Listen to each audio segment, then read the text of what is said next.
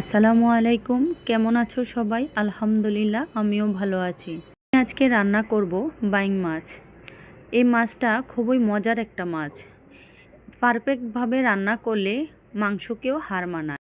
দেশি এই ছোটো সাইজের বাইং মাছ খেতে খুব ভালো লাগে। আমি খুব সহজেই রেসিপিটা শেয়ার করছি।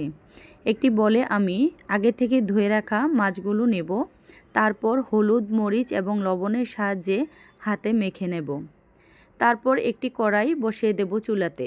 কড়াইটা গরম হয়ে আসার পর দিয়ে দেব রান্নার তেল। রান্নার তেলটা গরম হওয়ার পর এখানে আমি মাছগুলো ভেজে নেব। এখানে আমি মাছগুলোকে ছোট ছোট করে কেটে নিয়েছি। আমি আজকে মাছটাকে ভেজে রান্না করব। মাছটার এক পিঠ ভালোভাবে ভাজা হয়ে আসলে আমি মাছটাকে উল্টে অন্য পিঠটা ভেজে নেব। আমি মাছটাকে কড়া ভাজি করব না, চুলার আঁচ মিডিয়ামে রেখে হালকা করে ভেজে নেব। এই তো আমার মাছ ভাজা হয়ে গেছে। এখন আমি একটি পাত্রে তুলে নেব। এখন অবশিষ্ট তেলে আমি দিয়ে দেব পেঁয়াজ কুচি। পেঁয়াজটাকে হাতের সাহায্যে ভালোভাবে একটু থেতো করে নেব। তারপর এখানে অ্যাড করে দেব কাঁচামরিচ। এখন আমি ভালোভাবে নেড়ে চেড়ে দেব।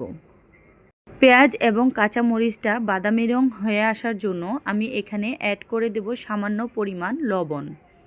পেঁয়াজটা আমি হালকা বাদামি রং করে ভেজে নিয়েছি। এখন আমি দিয়ে দেব রসুন বাটা, পেঁয়াজ বাটা। তারপর আমি আবার একটু ভালোভাবে নেড়ে চেড়ে দেব। এখন আরেকটু ভালোভাবে নেড়েচেড়ে দেব, যাতে করে পেঁয়াজ আর রসুনের কাঁচা গন্ধটা না আসে। এখন অ্যাড করে দেব আমি লবণ। তারপর দিব আমি সামান্য পরিমাণ হলুদ গুঁড়া। তারপর দিয়ে দেব মরিচ গুঁড়া। মরিচের পরিমাণটা আমি একটু বেশি দেব, কারণ আমি ঝাল খেতে পছন্দ করি। এখন সবগুলো মশলা আমি ভালোভাবে নেড়েচেড়ে এখানে কিছু টমেটো কুচি দিয়ে দেব। মশলা যতই কষানো হয় রান্নার টেস্ট ততই বেড়ে যায়। এখন টমেটোটা দেওয়ার পর আমি আরেকটু ভালোভাবে কষিয়ে নেব। টমেটোটা দেওয়ার পর মশলাটা আমি আরও কিছুক্ষণ কষিয়ে নিয়েছি। এখন অ্যাড করে দিয়ে দেব গরম পানি। গরম পানি দেওয়ার পর আমি আরেকটু ভালোভাবে নেড়ে চেড়ে দিব। এখন আমি আগে থেকে ভেজে রাখা মাছগুলো অ্যাড করে দেব।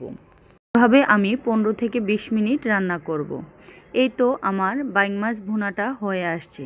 এখন আমি দিয়ে দেব ধনিয়া পাতা কুচি। চাইলে তোমরা এটা স্কিপ করতে পারো। এই তো ভুনাটা শুকিয়ে আসছে অলরেডি। এর থেকে বেশি আমি ঝোলটা টানাবো না। এখন পরিবেশন করব।